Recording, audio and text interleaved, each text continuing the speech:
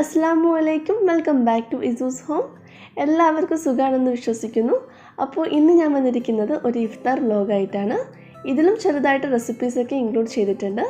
പിന്നെ നമ്മൾ റമദാനൊക്കെ ഏകദേശം കഴിയാറായി. അപ്പോൾ ഇതിൻ്റെ റമദാനിലെ ലാസ്റ്റ് വ്ലോഗാണ്. അപ്പോൾ എല്ലാവരും സപ്പോർട്ട് ചെയ്യുക. അതുപോലെ എൻ്റെ ചാനൽ ഇതുവരെ സബ്സ്ക്രൈബ് ചെയ്യാത്തവരുണ്ടെങ്കിൽ താഴെ കാണുന്ന സബ്സ്ക്രൈബ് ബട്ടൺ ഒന്ന് ക്ലിക്ക് ചെയ്യുക. ഒപ്പം കൂടെ വരുന്ന കുഞ്ഞു ബെല്ലൈക്കൻ കൂടി ഒന്ന് പ്രസ് ചെയ്യുക. അപ്പോൾ ഇന്ന് വന്നിട്ട് നമ്മൾ മന്തിയാണ് ഉണ്ടാക്കാൻ വിചാരിച്ചത്. നൈസ് പത്തിരി ഉണ്ട്, പക്ഷേ ഇന്നത്തെ സ്പെഷ്യൽ ഐറ്റം മന്തിയാണ്. അപ്പം ഞാൻ അതിനായിട്ടുള്ള അരി കഴുകി വൃത്തിയാക്കുകയാണ്. പിന്നെ നമുക്കെല്ലാവർക്കും അറിയാവുന്നൊരു കാര്യമാണ്, മന്തിക്ക് എപ്പോഴും കനം കുറഞ്ഞ നീളമുള്ള അരിയാണ് ഉപയോഗിക്കുക. ഞാനിപ്പോൾ ഇവിടെ ബസ്മതി റൈസാണ് യൂസ് ചെയ്തത്. ഇനി ഈ അരി കഴുകി വൃത്തിയാക്കിയിട്ട് 1 മണിക്കൂറോളം സോക്ക് ചെയ്ത് വെക്കും.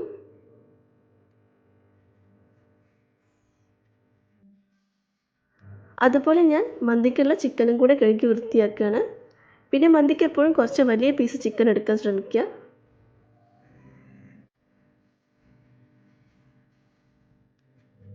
പിന്നെ ഇന്നത്തെ മന്തിയിൽ നമ്മൾ ക്യാപ്സിക്കം യൂസ് ചെയ്യുന്നുണ്ട്.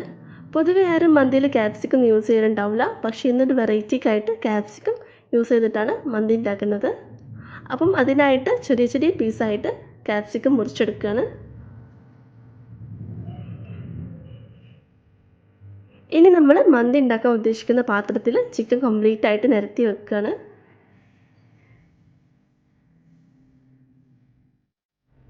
ഇനി നിരത്തി വെച്ച ചിക്കനിൽ ടൂത്ത് പിക്കോ നൈഫോ ഉപയോഗിച്ചിട്ട് ചെറിയ ചെറിയ മാർക്കോ അല്ലെങ്കിൽ ഡോട്ട്സോ ഇട്ട് കൊടുക്കുക. ഇനി ഇതിലേക്ക് 2 ടേബിൾ സ്പൂൺ കുരുമുളക് പൊടി, 1.5 ടേബിൾ സ്പൂൺ ചെറിയ ജീരകപ്പൊടി എന്നിവ ചേർത്ത് കൊടുക്കുക.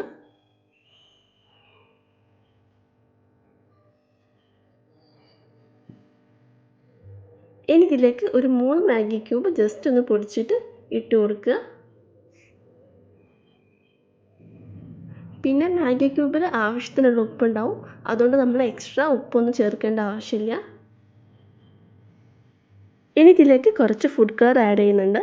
പിന്നെ ഫുഡ് കളർ ആഡ് ചെയ്യുന്ന നിർബന്ധമൊന്നുമില്ല, ഇത് ജസ്റ്റ് ഒരു ഭംഗിക്ക് വേണ്ടി മാത്രമാണ്.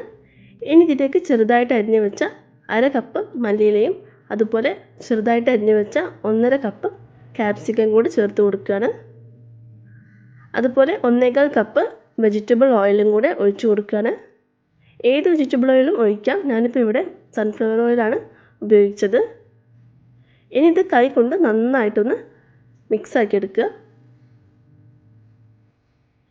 ചിക്കൻ നന്നായിട്ട് മിക്സ് ആക്കിയതിന് ശേഷം അരി സോക്ക് ചെയ്യുന്ന അതേ ഒരു ടൈമിൽ തന്നെ ചിക്കനും റെസ്റ്റ് ചെയ്യാൻ വെക്കുക. ഏകദേശം ഒരു 1:45 ഞാനിത് റെസ്റ്റ് ചെയ്യാൻ വെച്ചത്. ഇപ്പം 3 മണി ആയിട്ടുണ്ട്. ഇനി ഇതൊന്ന് ഫ്രൈ ചെയ്തെടുക്കാം. ഇനി അതിനായിട്ട് നമ്മൾ വേറെ പാത്രമൊന്നും യൂസ് ചെയ്യുന്നില്ല, ഇതേപടി തന്നെ ഗ്യാസിലേക്ക് വെക്കുകയാണ്.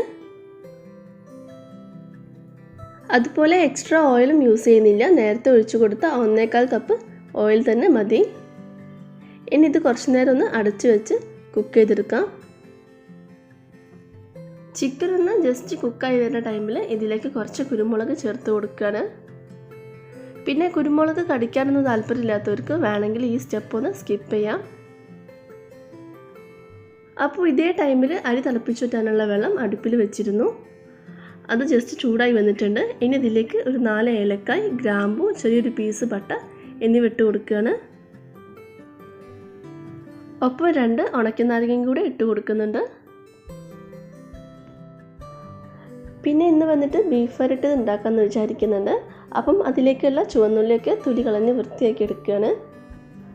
പിന്നെ ബീഫ് വരട്ടിയതാകുമ്പോൾ നമുക്ക് മന്തിയിലേക്ക് സൈഡ് ഡിഷായിട്ടും അതുപോലെ റൈസ് പത്തിരിയിലേക്ക് കറിയായിട്ടൊക്കെ ഉപയോഗിക്കാം. അങ്ങനെ ഏകദേശം വെള്ളം തിളച്ച് വരുന്നുണ്ട്. ഇനി ഇതിലേക്ക് കുറച്ച് ഉപ്പ് ചേർത്ത് കൊടുക്കുകയാണ്. ഇനി ഇതിലേക്ക് നമ്മൾ സോക്ക് ചെയ്ത് വെച്ച അരിയും കൂടി ഒന്ന് ചേർത്ത് കൊടുക്കുക. ഇനി ഇത് ഏകദേശം ഒരു എബോവ് ആവറേജ്, അതായത് ഒരു 80% കുക്ക് ചെയ്തെടുക്കുക. പിന്നെ നമ്മൾ അരിയിട്ട സമയത്ത് നന്നായിട്ടൊന്ന് ഇളക്കി കൊടുക്കണം. ഇനി ഇത് മൂടി വെച്ച് കുക്ക് ചെയ്തെടുക്കാം. അപ്പോൾ നമ്മുടെ ചിക്കൻ നന്നായിട്ട് കുക്കായി വരുന്നുണ്ട്. ഇനി ഇത് തിരിച്ചിട്ടും മറിച്ചിട്ടൊക്കെ ഒന്ന് നന്നായിട്ട് ഫ്രൈ ചെയ്തെടുക്കുക. പിന്നെ നമ്മൾ ഇന്ന് വലിയ ഹെവി സ്നാക്സ് ഒന്നും ഉണ്ടാക്കുന്നില്ല, ചെറിയൊരു സ്വീറ്റ് സ്നാക്സ് മാത്രമാണ് ഉണ്ടാക്കുന്നത്. അപ്പം അതിനായിട്ടൊരു പാന് സ്റ്റൗവിൽ വെച്ചിട്ടുണ്ട്. ഇനി ഇതിലേക്ക് കുറച്ച് നെയ്യ് ഇട്ട് കൊടുക്കുക. നെയ്യൊന്ന് ചൂടായി വരുമ്പം അതിലേക്ക് കുറച്ച് അണ്ടിപ്പരിപ്പും കിസ്മിസും കൂടി ഇട്ട് കൊടുക്കുക. എന്നിട്ട് അതൊന്ന് വഴറ്റിയെടുക്കുക. ഇനി ഇതിലേക്ക് കുറച്ച് സേമിയ ഇട്ട് കൊടുക്കുക. എന്നിട്ട് ഇത് നന്നായിട്ടൊന്ന് വറുത്തെടുക്കുക. പിന്നെ ലോ ഫ്ലെയിമിലിട്ട് ചെയ്യാൻ തന്നെ ശ്രമിക്കുക, ഇല്ലെങ്കിൽ പെട്ടെന്ന് കരിഞ്ഞു പോകാനുള്ള ചാൻസ് ഉണ്ട്. സേമിയ ഒരു ലൈറ്റ് ബ്രൗണിഷ് കളർ ആകുമ്പോൾ ഇതിലേക്ക് 1/2 കപ്പ് പാലും അതുപോലെ ഒരു 2 ടേബിൾ സ്പൂൺ ഫ്രഷ് ക്രീമും കൂടി ഒഴിച്ചു കൊടുക്കുക. എന്നിട്ടിത് നന്നായിട്ടൊന്ന് മിക്സ് ആക്കിയിട്ട് കുറച്ച് നേരം കുക്ക് ചെയ്തെടുക്കുക.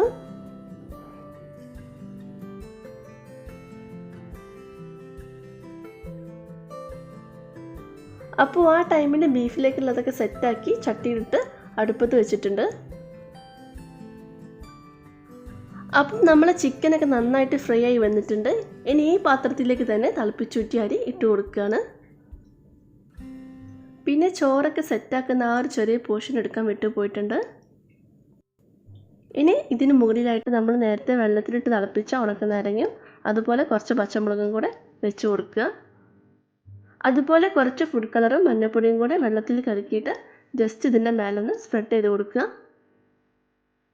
പിന്നെ ഇങ്ങനെ ചെയ്യുന്നത് നമ്മൾ ഷോപ്പിൽ നിന്നൊക്കെ വാങ്ങുന്നത് പോലെ മന്തിക്ക് നല്ല കളർ വരാൻ വേണ്ടിയിട്ടാണ്. ഇത് വേണ്ടാന്നുണ്ടെങ്കിൽ നമുക്ക് ഒഴിവാക്കാം, കുഴപ്പമൊന്നുമില്ല. ഇനി ചെറിയൊരു പാത്രത്തിൽ കുറച്ച് കനലെടുക്കുക. എന്നിട്ട് അതിൽ കുറച്ച് ഓയിലും കൂടി ഒഴിച്ചിട്ട് നമ്മൾ ചോറിൻ്റെ സെൻറ്ററിലായിട്ട് വെച്ച് കൊടുക്കുക. ഇനി ഈ പാത്രം അടച്ച് വെച്ചിട്ട് ഒരു വെയിറ്റും കൂടെ വെച്ച് കൊടുക്കുക. എന്നിട്ട് ഏകദേശം ഒരു 15 മിനിറ്റോളം ലോ ഫ്ലെയിമിൽ തന്നെ കുക്ക് ചെയ്തെടുക്കുക. ഇനി ഫ്രൂട്ട്സൊക്കെ ഒന്ന് കട്ട് ചെയ്തെടുക്കുകയാണ്. അപ്പം ആദ്യം തന്നെ ജ്യൂസിലേക്കുള്ള പൈനാപ്പിളാണ് കട്ട് ചെയ്യുന്നത്. പിന്നെ പൈനാപ്പിൾ കട്ട് ചെയ്യുന്ന സമയത്ത് ഒരു 2 പീസ് സേമിയയിലേക്ക് വേണ്ടി മാറ്റി വെക്കുന്നുണ്ട്. ഇനി പൈനാപ്പിൾ ജ്യൂസ് അടിക്കാനായിട്ട് പോവുകയാണ്.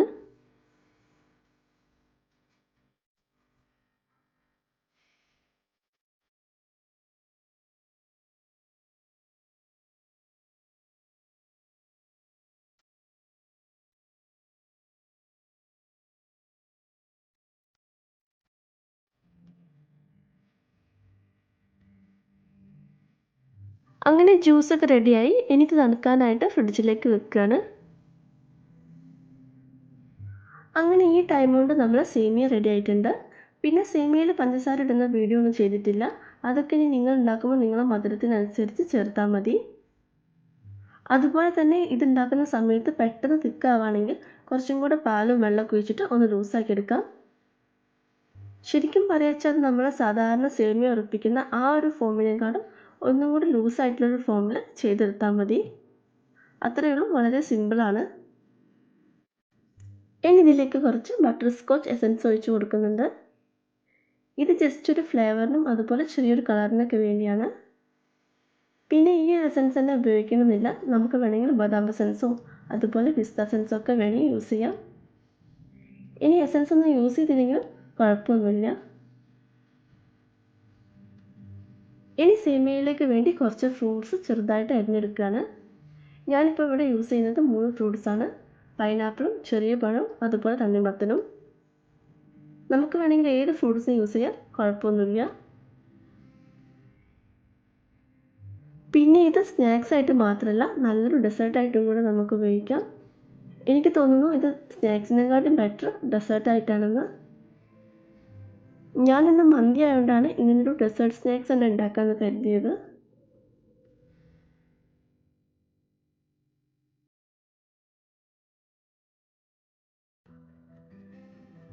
അപ്പോൾ ആ ടൈമിൽ ഇമ്മ പത്തിരി പരത്തിയെടുക്കുകയാണ്. വളരെ കുറച്ച് ഇപ്പക്ക് വേണ്ടി മാത്രമാണ് ഉണ്ടാക്കുന്നത്. ഇപ്പക്ക് നോമ്പ് വെക്കുന്ന സമയത്ത് മന്തിയും അങ്ങനെയുള്ള ഐറ്റംസ് ഒന്നും ഇഷ്ടമില്ല, പത്തിരി തന്നെ വേണം.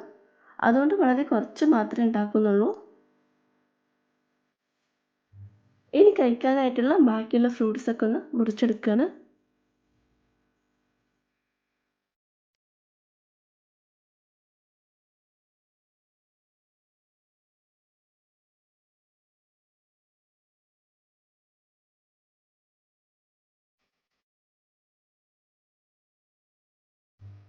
അങ്ങനെ ഫ്രൂട്ട്സൊക്കെ മുറിച്ച് കഴിഞ്ഞു. ഇപ്പോൾ സേമിയ ഏകദേശം ചൂടാറി വന്നിട്ടുണ്ട്. ഇനി ഇതിലേക്ക് നമ്മൾ നേരത്തെ ചെറുതായിട്ട് അരിഞ്ഞു വെച്ച ഫ്രൂട്ട്സൊക്കെ ഒന്ന് ചേർത്ത് കൊടുക്കുകയാണ്.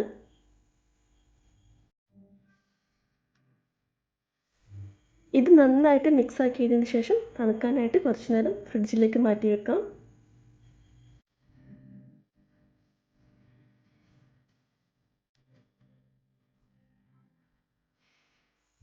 അങ്ങനെ പണിയൊക്കെ ഏകദേശം കഴിഞ്ഞ് വന്നിട്ടുണ്ട്. അപ്പോൾ ഇനി ബാക്കിയുള്ള പാത്രങ്ങളൊക്കെ ഒന്ന് കഴുകിയെടുക്കുകയാണ്.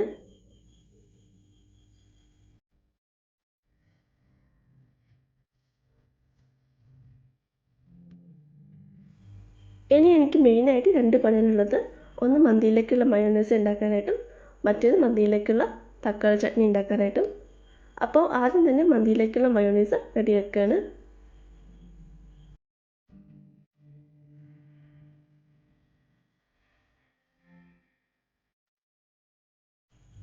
അങ്ങനെ മയോണൈസ് റെഡിയായി. ഇനി നെക്സ്റ്റ് വന്നിട്ട് മന്തിയിലേക്കുള്ള തക്കാളി ചട്നി റെഡിയാക്കുകയാണ്.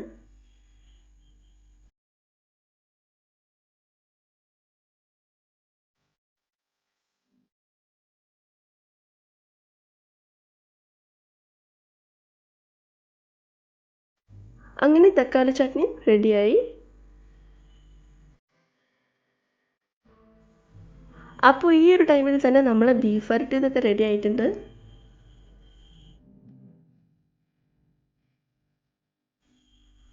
അതുപോലെ ഡെയിലി സ്പെഷ്യൽ ചീതക്കഞ്ഞിയും റെഡി ആയിട്ടുണ്ട്.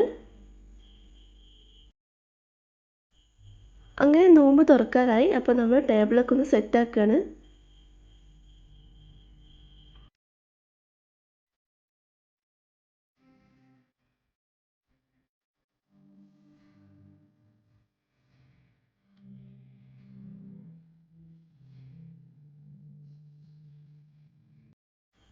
അങ്ങനെ ബാങ്ക് കൊടുത്തു. അൽഹംദുലില്ലാഹ് ഞങ്ങളെല്ലാവരും റാഹത്തായിട്ട് നോമ്പ് തുറന്നു. അപ്പോൾ ഇത്രയേ ഉള്ളൂ ഇന്നത്തെ ഒരു ഇഫ്താർ വ്ലോഗ്. എല്ലാവർക്കും ഇഷ്ടമാവുമെന്ന് വിചാരിക്കുന്നു. ഇഷ്ടമായാൽ തീർച്ചയായിട്ടും ലൈക്ക് ചെയ്യുക, ഷെയർ ചെയ്യുക, കമൻറ്റ് ചെയ്യുക. പിന്നെ എൻ്റെ പ്രീവിയസ് വീഡിയോസൊക്കെ കാണുക. Okay, thank you for watching my video. By.